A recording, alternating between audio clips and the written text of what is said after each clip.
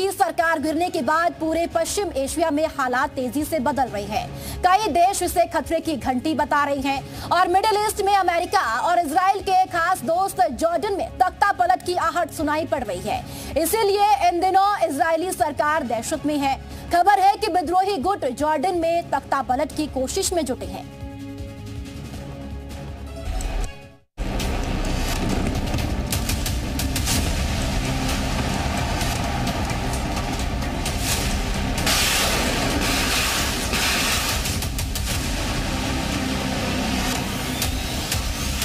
For the European Parliament. Syria में तख्ता पलट का जॉर्डन पर असर।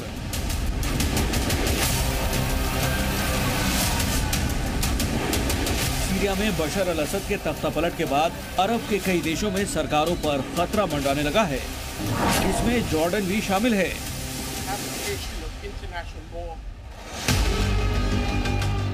जॉर्डन के राजा अब्दुल्लाह द्वितीय देश को बुरे हालातों से बचाने में जुटे हुए हैं।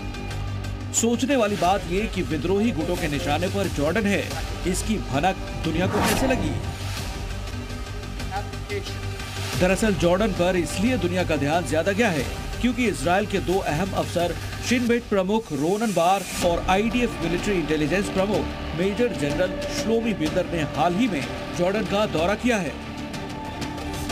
इजरायली मीडिया के मुताबिक जॉर्डन की राजशाही को अस्थिर करने की कोशिश में जुटा हुआ है ईरान, ताकि ईरान जॉर्डन की जमीन का इस्तेमाल इजराइल के खिलाफ कर सके। ऐसे में जॉर्डन के राजा के सामने हालात संभालने की चुनौती बड़ी हो गई है, जो ईरान के मिसाइल हमले को रोकने में भी इजराइल की मदद कर चुके हैं। पैगंबर मोहम्मद के वंशज हैं जॉर्डन के किंग अब्दुल्लाह। जॉर्डन की राजशाही पर इसलिए भी अरब दुनिया की नजर रहती है क्योंकि किंग अब्दुल्लाह पैगंबर मोहम्मद के वंश से आते हैं। अब्दुल्लाह द्वितीय साल 1999 से जॉर्डन के राजा हैं।